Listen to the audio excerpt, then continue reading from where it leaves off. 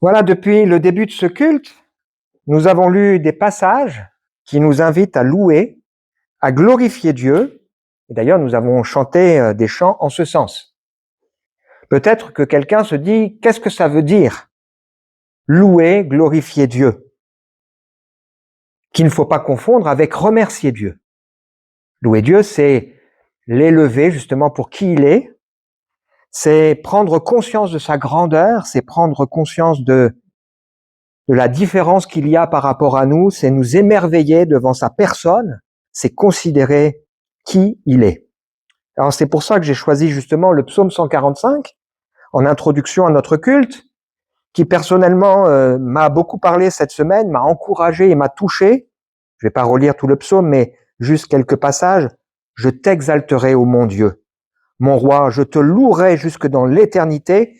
Oui, je te louerai tous les jours, je célébrerai jusque dans l'éternité. L'Éternel est grand, il est très digne de louange. Sa grandeur est insondable. Que chaque génération le dise à celle qui suit, qu'elle publie tes exploits, l'éclat et la gloire de ta majesté. Et nous avons débuté en chantant ce merveilleux chant, que ma bouche chante ta louange, sois loué Seigneur pour ta grandeur, sois loué pour tes bienfaits, gloire à toi Seigneur, tu es vainqueur, ton amour inonde mon cœur. Est-ce que nous avons chanté de tout notre cœur? J'espère, hein? Parce que sinon, ça veut dire que il y a un décalage entre ce qu'on chante, qu'on est censé apporter au Seigneur, et puis ce qu'on vit. Est-ce que nous avons de la joie à louer, élever et glorifier Dieu? Est-ce que nous prenons le temps de nous poser pour l'admirer? Est-ce que nous prenons le temps de lui témoigner notre respect et notre amour? Question intéressante, hein? Cette semaine, je recevais un couple au Café Change avec qui j'ai partagé l'histoire de la rencontre de Jésus avec cette femme samaritaine. Vous connaissez sans doute cette histoire où on voit Jésus dans toute son humanité. Il est fatigué, il est midi, il a soif. Comme les disciples, il a faim, il fait chaud. Et il va discuter donc avec cette femme en lui montrant qu'il connaît son cœur. Il va lui demander de lui donner à boire et il va lui dire, si tu connaissais le don de Dieu et celui qui te parle, c'est toi qui lui aurais demandé à boire et il t'aurait donné de l'eau vive. Il ajoutera, celui qui boira de l'eau que je lui donnerai n'aura jamais soif. L'eau que je lui donnerai deviendra en lui une source d'eau qui jaillit jusque dans la vie éternelle. On est là au cœur du message de la Bible. Une rencontre personnelle avec Jésus. Une invitation à demander à Dieu de nous toucher, de nous transformer. Une invitation à laquelle on répond avec la foi et avec honnêteté comme cette femme qui réalise que tout est à nu et à découvert devant celui avec qui elle est en train de discuter. Et une transformation du cœur telle qu'à un moment donné, notre cœur est comblé, notre vie est comblée. Et comment ça se voit qu'une vie est comblée, remplie de cette eau? Ça se voit parce qu'elle devient un adorateur en esprit et en vérité. C'est ce que Jésus enseignera. Il dira à cette femme, Dieu cherche des hommes qui l'adorent en esprit et en vérité. Et il est important pour nous de réaliser ça. Si mon cœur est touché, il doit déborder de cette reconnaissance, de cet émerveillement, de cet attachement et de cette louange à Dieu. Et j'ai donc invité ce couple en lui posant cette question, êtes-vous des adorateurs? Êtes-vous des personnes dont le cœur a été touché, qui maintenant débordent de quoi? D'adoration, de louange au Seigneur. Parce que louer Dieu, c'est juste normal. Le contraire est injuste. C'est injuste de ne pas louer Dieu. C'est légitime de le louer. Et c'est anormal de ne pas le faire. L'inverse, donc, rend témoignage de notre éloignement de cœur et du chemin que nous avons à parcourir pour pouvoir vivre la vie que Dieu veut pour nous. Peut-être que nous ne louons pas toujours Dieu parce que nos cœurs sont vides. Mais si nos cœurs sont remplis de cette eau vive, alors il y a la louange dans notre cœur. Il y a de l'enthousiasme, parce que c'est de l'abondance du cœur que la bouche parle. Et s'il n'y a pas la louange, il manque quelque chose dans notre relation, dans notre expérience avec le Seigneur. Le titre du message de ce matin, c'est « Ton langage te fait reconnaître ».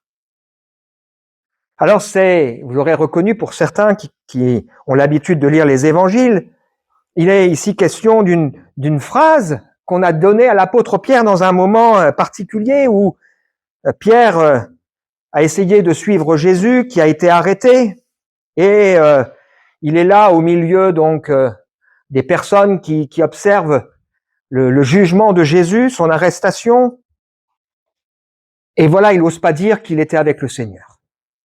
Et il y a une servante, puis une deuxième, puis ensuite des gens qui sont là qui disent « Mais toi aussi tu étais avec Jésus. Ton langage te fait reconnaître. Ton accent galiléen te fait reconnaître. » Quel embarras pour Pierre. Quand son langage l'a trahi. Notre langage en dit long sur nous. Notre accent révèle nos origines. Notre accent révèle aussi la région de laquelle on vient. Notre manière de nous exprimer révèle notre état d'esprit. La profondeur ou la superficialité de nos vies. Souvent, avec notre langage, nous témoignons de nos opinions, de nos sentiments, de nos passions. Quand quelqu'un est passionné, ça se voit. Hein, pareil que quand quelqu'un n'a pas envie, ça se voit aussi. Le langage va révéler aussi notre humeur, notre génération, notre culture. Le langage, c'est le reflet du cœur. Qui n'a jamais regretté certaines de ces paroles? Levez la main. Qui n'a jamais été blessé par une parole? Et peut-être que quand je suis en train de dire ça, on pense à une parole qui un jour vraiment nous a marqués. Qui n'a jamais dit une parole, c'était bien parti, une situation, et puis voilà, une parole maladroite vient tout gâcher. On peut vexer quelqu'un terriblement. Il y a des paroles qui résonnent fort dans un cœur, dans une vie. Ou on peut encourager avec une parole. Cette semaine, ou la semaine dernière, je ne sais plus, j'ai écrit un petit mot à un pasteur, j'ai eu à cœur, et il m'a remercié pour le passage de la Bible que je lui ai donné, et le soir, il m'a dit, ce passage, il m'a accompagné toute la journée. Une parole qui peut faire du bien. Il y a beaucoup de textes dans les proverbes qui nous parlent de la langue. Je cite le proverbe 25, verset 11, « Une parole dite au bon moment est aussi précieuse que des objets en or décorés d'argent. » Une parole peut faire qu'une personne est embauchée. Une parole peut faire qu'une personne est dans un procès condamné ou libéré. Une parole peut gâcher une relation. Une parole peut tout changer. On disait de Jésus, jamais homme n'a parlé comme cet homme. On a essayé de le piéger et on a mis les moyens d'essayer de le piéger par ses paroles. Mais on n'a jamais pu le prendre au piège. Pourquoi? Parce qu'il disait ce que Dieu voulait qu'il dise. Dans le livre du prophète Ésaïe, au chapitre 50, il y a quelque chose qui témoigne de la vie de Jésus et qui doit témoigner de ce que nous sommes. Le Seigneur l'Éternel m'a donné une langue de disciple, attentif, pour que par ma parole, je sache fortifier ceux qui sont fatigués. Il me fait tendre l'oreille matin après matin afin que j'écoute comme écoute un disciple. Le Seigneur l'Éternel a ouvert mon oreille et de mon côté, je n'ai pas résisté, je n'ai pas reculé. J'ai présenté mon dos à ceux qui me frappaient. J'ai tendu mes joues à ceux qui m'arrachaient la barbe. Je n'ai pas caché mon visage à ceux qui m'insultaient, qui crachaient sur moi. L'Éternel, le Seigneur, viendra à mon secours. Il m'a donné une langue de disciple parce qu'avant, il m'a donné une oreille de disciple. Est-ce que nous avons une oreille de disciple? Pour pouvoir refléter avec notre bouche ce qui vient du Seigneur. Nous sommes nés pour louer le Seigneur Nous avons été créés pour ça, et aussi pour bénir Dieu, enfin, pour bénir les autres, afin que les autres bénis puissent eux aussi louer Dieu pour en encourager d'autres à découvrir le Seigneur et à le bénir. Et dans le ciel, il y aura un peuple d'adorateurs. Donc nous avons intérêt à nous préparer à ça. Le verset que j'ai choisi pour accompagner le titre, un verset que nous avons lu tout à l'heure, « Celui qui veut aimer la vie et voir des jours heureux doit veiller sur sa langue. » Qui n'a pas envie d'être heureux? On a envie d'être heureux. Ce texte, il est cité dans le psaume 34, il est repris par l'apôtre Pierre, avec dans le psaume 34, ce passage, « Qui regarde vers Dieu est rayonnant de joie, jamais son visage ne rougira de honte, un malheureux appelé l'Éternel a entendu, il a délivré de toutes ses détresses, l'ange de l'Éternel monte la garde autour de ceux qui le révèrent, c'est lui qui les libère, goûtez, constatez, l'Éternel est bon, heureux l'homme qui trouve son refuge en lui, rien ne manque à ceux qui le cherchent, le lion éprouve la disette et la faim, mais ceux qui se confient en l'Éternel sont rassasiés. Venez mes fils, écoutez-moi, je vous apprendrai comment vivre en révérant l'Éternel, celui qui veut aimer la vie et voir des jours heureux. Attention à ces paroles. Attention à ces paroles. J'espère que dans nos cœurs, dans nos vies, nous avons aussi envie d'être en bénédiction pour les autres. Alors cette semaine, c'est amusant parce que j'ai débuté un parcours avec une dame et à la fin, comme je fais à chaque fois de ce parcours, je lui dis, qu'est-ce que tu aimerais qu'on demande au Seigneur? Et c'est la première fois qu'une personne me dit ça, que le Seigneur m'aide à tenir ma langue. Que le Seigneur m'aide à tenir ma langue. Je pense que cette dame, elle a compris que la langue, ça peut nous jouer des tours, hein. Et je me suis dit, ça fait vraiment écho avec le message qu'on va partager aujourd'hui. Donc, on est en train de partager ensemble la lettre de Jacques, dans lequel Jacques veut nous inviter à ne pas être des enfants, mais à être des adultes dans la foi, mûrs dans la foi. Et il nous dit en particulier que pour être un homme mûr, un homme parfait, une femme mûre, une femme parfaite, il faut quoi? Tenir sa langue. On veut lire ensemble cela et découvrir ensemble 3 vérités importantes à travers ce texte. Jacques chapitre 3, les versets 1 à 12. Mes frères, ne soyez pas nombreux à enseigner.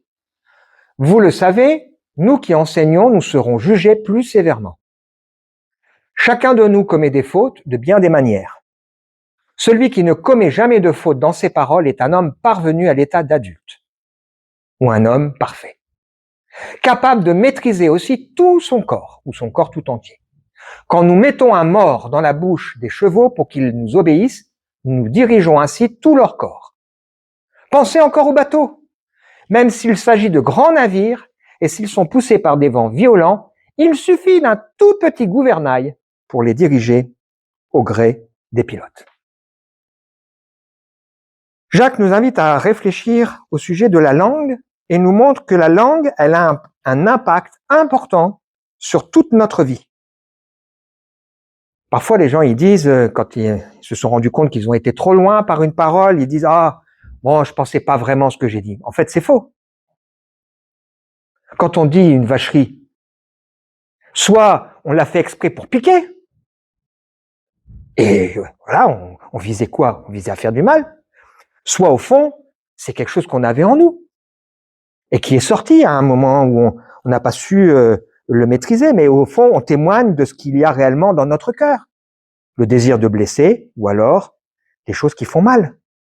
Et on a conscience, les uns et les autres, qu'une langue, ça peut tuer. Vous savez qu'il y a beaucoup d'adolescents qui se sont suicidés. Pourquoi? Parce qu'on a dit des choses sur eux, sur les réseaux sociaux, sans se rendre compte de l'impact que ça pouvait avoir sur leur vie. Cette semaine, il y a un monsieur là qui est sorti de prison parce que on va rejuger cet homme après 16 ans, je crois, de passer en prison. Il avait été condamné à perpétuité. Donc si c'est faux, c'est terrible. Et il a été en particulier arrêté et mis en prison parce que à un moment donné, n'en pouvant plus, il a lâché certaines paroles qui pouvaient laisser entendre qu'il était coupable, même si après il a dit que c'était pas vrai.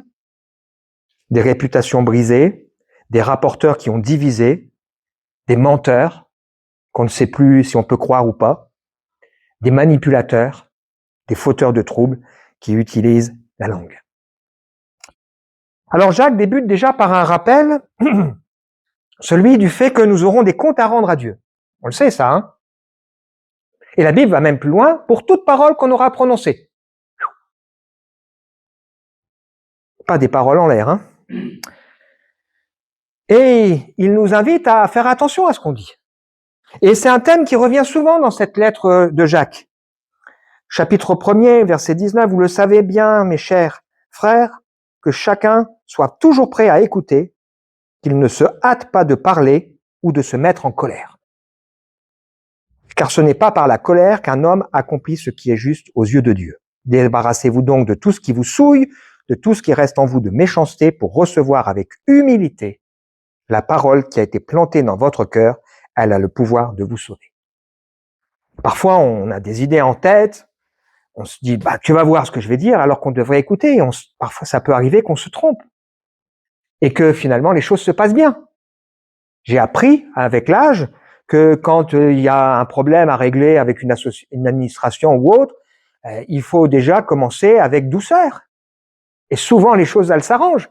Mais si d'entrée de jeu, on témoigne qu'on n'est pas content, etc., ça se braque. Et on n'arrive à rien. Au chapitre 1er, verset 26, il nous dit encore que si quelqu'un croit être religieux, et là, c'est pas religieux dans le mauvais sens du terme, mais dans le sens si quelqu'un prétend avoir la foi alors qu'il sait pas tenir sa langue en bride, il s'illusionne. Sa religion ou sa foi ne vaut rien. La religion pure et authentique aux yeux de Dieu consiste à aider les veuves et les orphelins et pas à faire du blabla. C'est moi qui rajoute ça. Hein. Parlez et agissez comme des personnes appelées à être jugées par la loi qui donne la liberté. Dieu jugera sans pitié celui qui n'a témoigné aucune pitié aux autres. Et un peu plus loin, il nous dira de ne pas nous critiquer les uns les autres, parce qu'on n'est pas là pour se juger. Et encore un peu plus loin, au chapitre 5, il nous dira que votre oui soit oui et que votre non soit non, afin que vous ne tombiez pas sous la condamnation.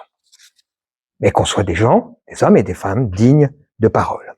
Alors ici, Jacques s'adresse à des gens qui sont d'origine juive, et vous savez ou vous savez pas, mais les juifs, dans les synagogues, ils avaient l'habitude, ils pouvaient s'exprimer en public. Et il y avait beaucoup de gens qui prenaient la parole, soit pour lire un texte, soit pour commenter, pour faire, Et donc dans l'église, dont parle Jacques ici, il y avait des gens qui avaient l'habitude et qui trouvaient ça plutôt glorieux et intéressant de pouvoir à un moment donné s'exprimer. Mais Jacques, il dit attention, n'oublions pas que c'est une responsabilité. Et il dit attention qu'il n'y ait pas au milieu de vous trop de gens qui s'expriment, qui enseignent, parce qu'on sera jugé plus sévèrement. Il y a deux raisons à ça. C'est que on n'est pas seulement là pour dire des choses qu'on pense, mais on est là pour dire ce que Dieu veut qu'on dise. Et je vous assure que c'est une responsabilité. Et priez donc que le Seigneur inspire ce qui est partagé ici. Parce que c'est pas juste des choses vraies, mais il faut que ce soit la parole de Dieu qui soit annoncée.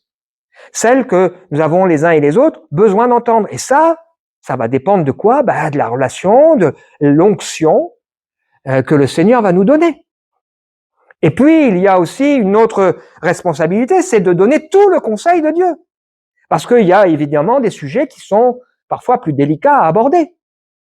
Et il y a la manière de le faire. Et en plus, il faut vivre ce qu'on prêche. Pas prêcher ce qu'on vit, parce que c'est pas notre vie qui est en référence, mais vivre ce qu'on prêche. Sinon, on est quoi? Des hypocrites. Et donc, c'est devant Dieu une responsabilité sérieuse. Et je prends ça avec beaucoup d'attention. Si vous connaissez le prophète Ézéchiel, 2 fois, au chapitre 3 et au chapitre 33, il dira à ce porte-parole, tu leur diras les choses. Parce que si tu leur dis pas, tu seras responsable. Si tu leur as dit qu'ils font rien, c'est eux qui auront la responsabilité. Mais toi, tu seras responsable. Tu dois dire les choses. Et c'est pas toujours facile, donc prions que le Seigneur nous donne sa grâce. C'est pour ça que il est rappelé dans la lettre aux Hébreux aussi, obéissez à vos conducteurs, soumettez-vous à eux, ils veillent constamment sur vous, sachant qu'ils devront un jour rendre compte à Dieu de leur service. C'est sérieux ça, hein? Alors ici, Jacques va employer 2 images pour montrer combien la langue a un impact majeur sur le cours de la vie.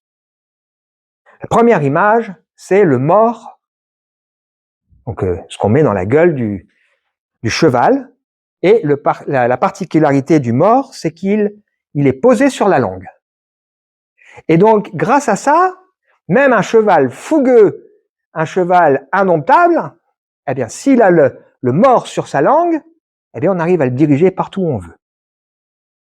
Et ça veut dire que Dieu, dans sa bonté, veut nous montrer que si on est capable de maîtriser sa langue, eh bien, il y a quelque chose qui agit de l'intérieur.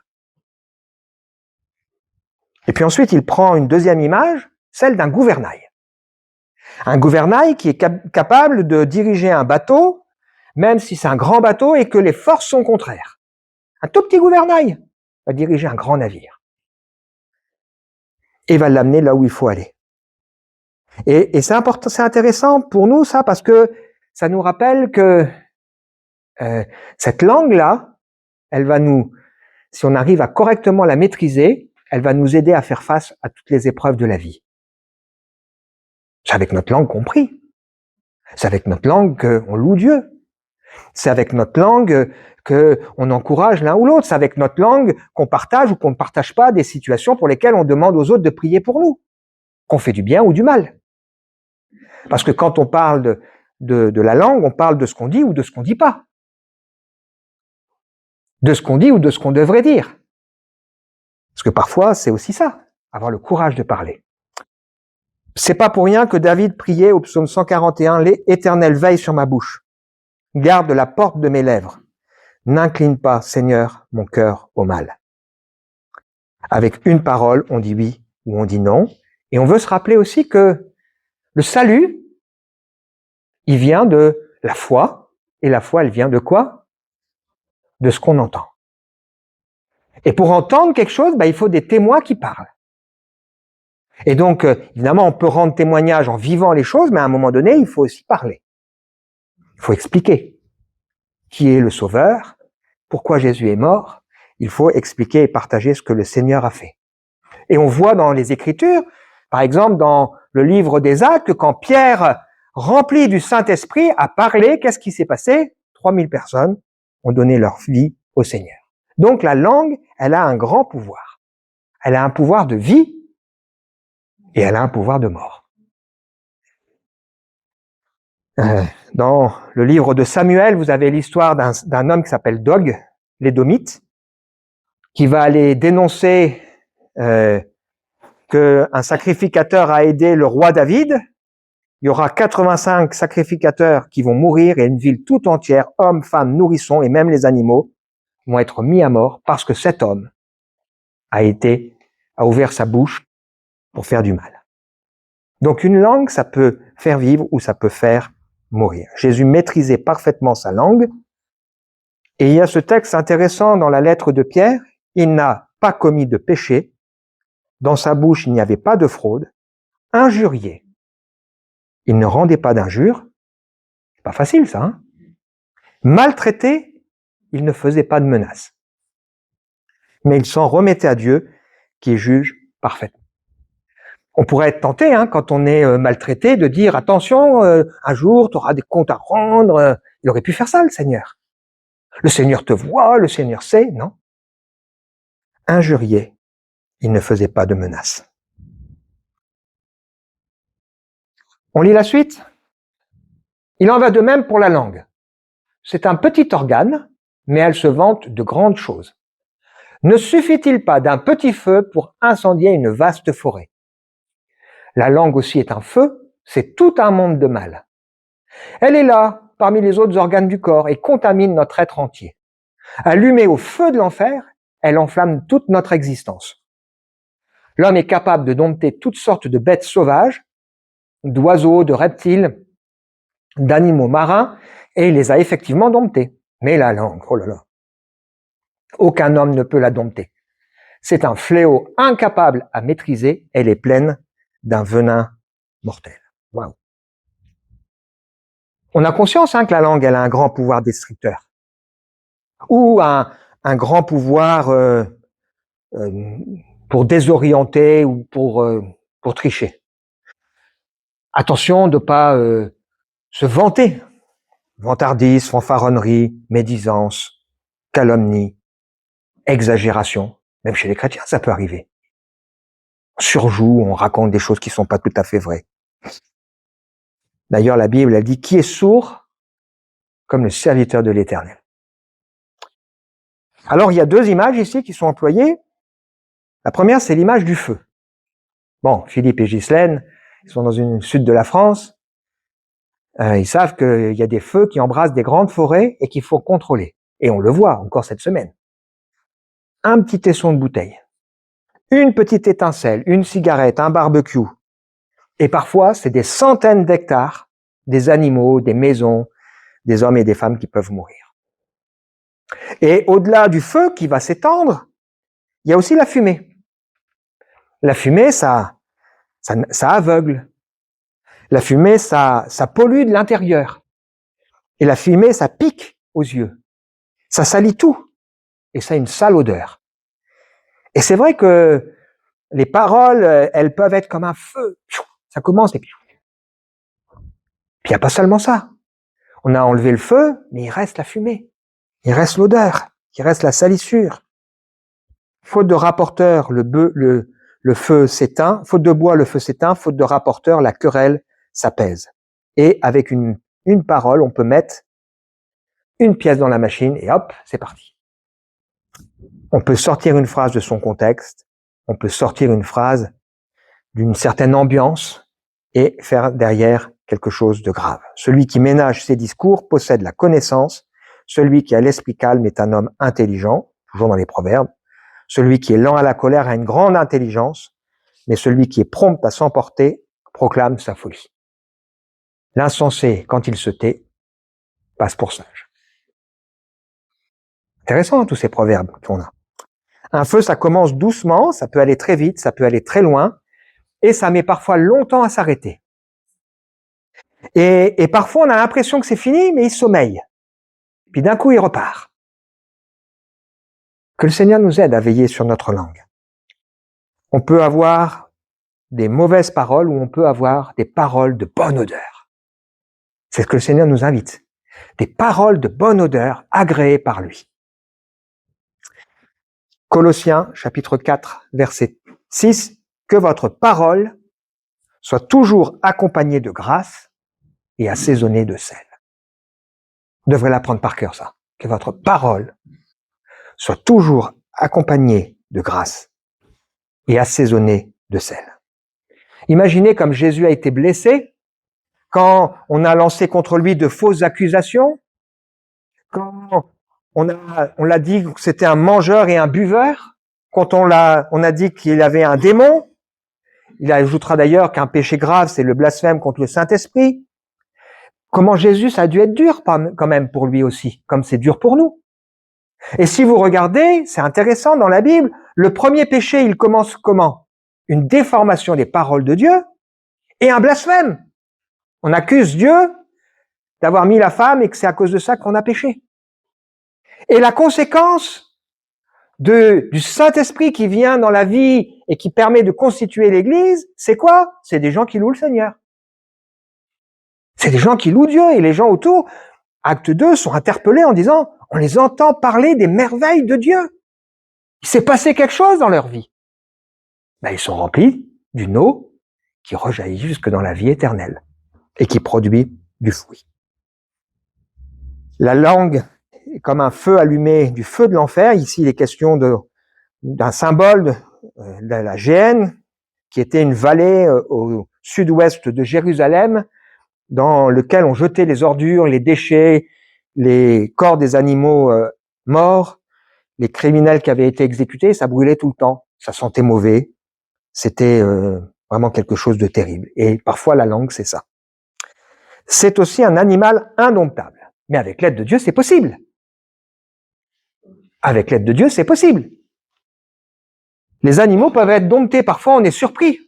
Dans les cirques, c'était ce qui faisait la force du cirque. Il y avait des lions, des tigres, et on arrivait à leur faire à peu près tout. Il fallait toujours se méfier quand même. Mais l'être humain, il a cette capacité, même avec un ours, même avec un loup, ou je sais pas quoi. Il y a une grande capacité avec un serpent, à savoir un peu le manipuler. Donc l'être humain, il est ingénieux, mais la langue, la maîtriser, ça c'est quelque chose qui est difficile. Mais, heureusement, avec l'aide du Saint-Esprit, avec l'aide de Dieu, c'est possible. Et le Seigneur nous rappelle ici qu'il y a des langues de vipères. On utilise cette expression. Dans la Bible, on le dit. Race de vipères, langue de vipères. Des gens qui ils piquent avec leur langue. La parole que je vous ai dite est esprit et vie, disait Jésus. La bouche du juste est une source de vie. La question pour nous, c'est de quel feu sommes-nous animés? Dernier point. Nous nous en servons pour louer le Seigneur notre Père, et nous nous en servons aussi pour maudire les hommes, pourtant créés, pour être ceux qui lui ressemblent. De la même bouche sortent bénédiction et malédiction, mes frères. Il ne faut pas qu'il en soit ainsi. Avez-vous déjà vu de l'eau douce et de l'eau salée jaillir d'une même source par la même ouverture? Impossible.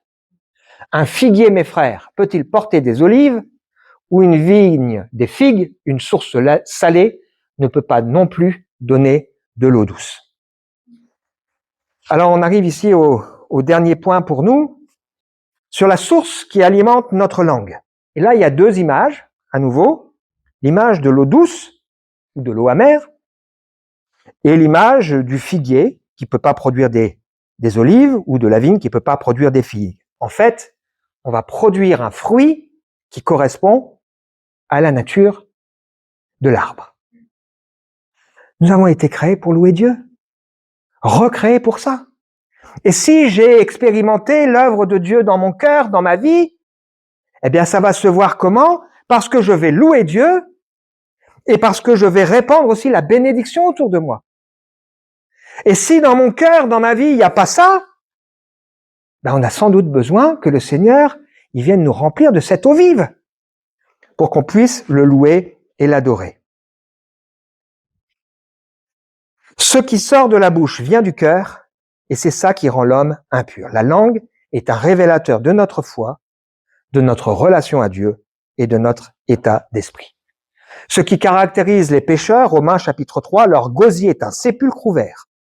Ils se servent de leur langue pour tromper, ils ont sous leurs lèvres un venin d'aspic, leur bouche est pleine de malédiction et d'amertume.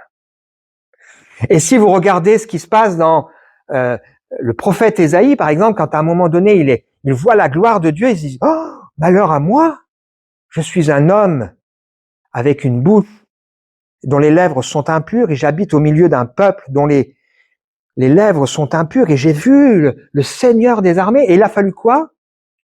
Que Dieu envoie un ange qui est venu, qui a pris une braise et qui l'a mis sur l'autel, il a pris sur l'autel, il a touché la bouche d'Ésaïe en lui disant « Maintenant que ceci vient d'être appliqué sur tes lèvres, ta faute est enlevée, ton péché est expiré. » Est-ce que ce matin, l'un ou l'autre a besoin que le Seigneur il vienne toucher ses lèvres pour qu'il arrête d'avoir des paroles qui soient pas bonnes? Il se dit « Malheur à moi, je suis un homme impur, j'ai besoin, comment je peux faire ?» Eh bien le Seigneur, il vient, il touche notre bouche pour nous changer, pour nous transformer. Est-ce que ce matin, quelqu'un a besoin aussi que Dieu guérisse peut-être ses oreilles avec des paroles qui l'ont blessé, qui l'ont marqué, qui l'ont brisé, qui l'ont affecté, et qui a besoin que le Seigneur lui montre que ces choses sont pas vraies? En Dieu, il y a une guérison qui s'opère parce que le Seigneur nous délivre.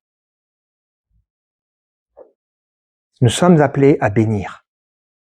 Pourquoi? Parce que nous sommes bénis. Et nous sommes appelés à ne pas avoir un écart. Si je suis rempli de l'esprit, je peux pas avoir dans ma bouche des propos grossiers, des propos équivoques, des propos méchants et malhonnêtes, des propos menteurs. Alors, si Jacques le dit, c'est que ça arrive. À ce moment-là, il faut que le Seigneur travaille nos cœurs et travaille notre vie et qu'il continue son œuvre en nous pour nous conduire vers une maturité, un homme, une femme qui sait tenir sa langue. Le psaume 64 nous dit ceci: « Ô Dieu, écoute ma voix. Protège-moi d'un ennemi qui me fait peur. Mets-moi à l'abri des complots des méchants, des intrigues des malfaisants. Comme une épée, leur langue est aiguisée. Ils décochent leurs propos venimeux comme des flèches. » Ça veut dire que ça peut aller très loin, une parole. Hein. Ils tirent en cachette sur l'innocent. Ils le visent soudain sans éprouver la moindre quinte. Leur propre langue cause leur chute. Et dans le psaume 39, que je vous invite à relire à la maison, David dit: « Je m'étais dit, je vais me surveiller pour ne pas pécher en parole. Je serai comme bâillonné, aussi longtemps que les méchants se tiendront devant moi. Je me suis renfermé dans un complet silence sans prononcer une parole.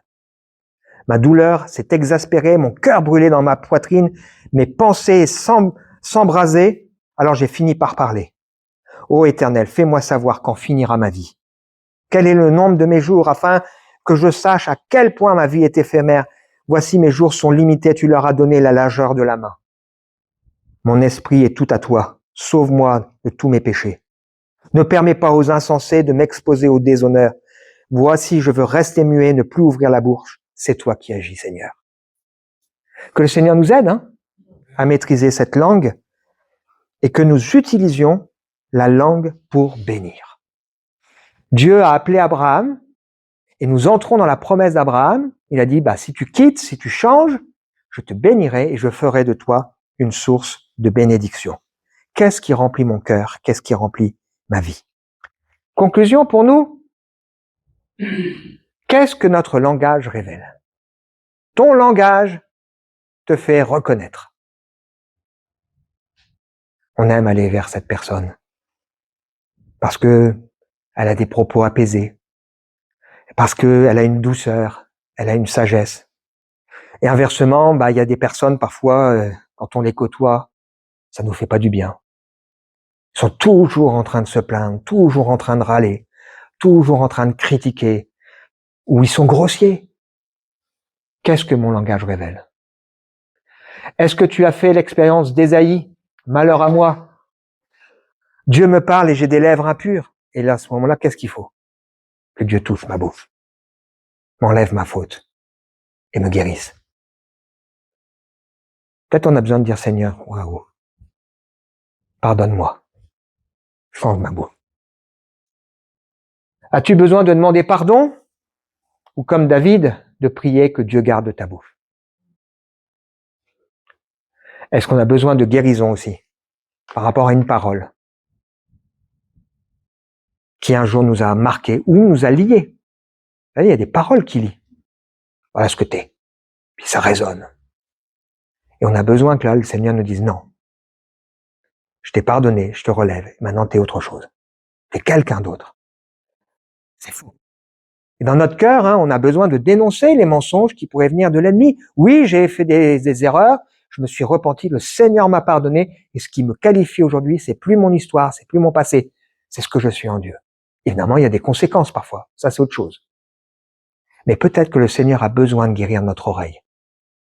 Vous savez qu'un enfant, des fois, il y a des paroles qui résonnent longtemps dans sa vie. Ou des fois, des gens qui disent: faut pas le dire. On doit vivre dans la transparence. Et on doit être libre, dans la lumière. Jésus avait une langue exercée, car il avait une oreille de disciple, que Dieu pouvait ouvrir chaque matin. Et toi?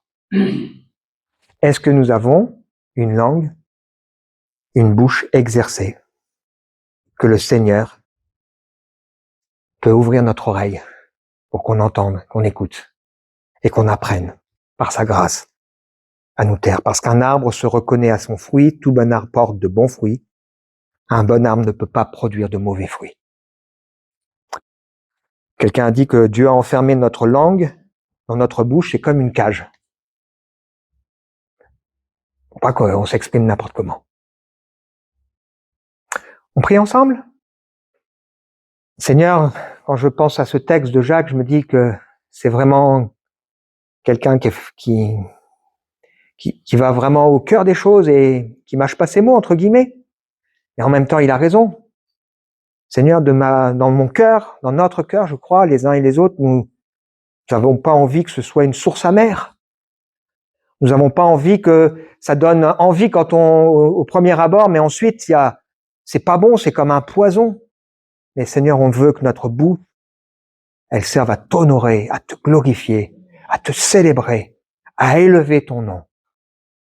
Seigneur, tu vois que ce matin, peut-être quelqu'un a besoin que tu viennes toucher sa langue, sa bouche, pour qu'il cesse ou qu'elle cesse ces propos qui ne te glorifient pas, qui ne t'élèvent pas, qui sont pas ce que tu voudrais. Peut-être que quelqu'un a besoin aussi que, comme David, tu l'apprennes à se taire. Ou alors comme Timothée, que au contraire, tu l'apprennes à parler, mais à faire de la bonne manière. Aie pitié, Seigneur. Peut-être que quelqu'un, ce matin, a besoin que tu guérisses son oreille par rapport à ce qu'il a entendu, qu'il a blessé profondément, qui est comme un boulet à son pied, une chaîne qui l'empêche d'avancer. Eh bien, que ce matin, le Saint-Esprit qui est sur Jésus, il est venu pour délivrer les captifs, pour renvoyer libres les opprimés et publier la grâce du Seigneur. Eh bien, qu'on puisse saisir cette grâce. Seigneur, aie pitié de nous, garde-nous et glorifie-toi en nous, avec nous, pour ta seule gloire, Seigneur. Amen.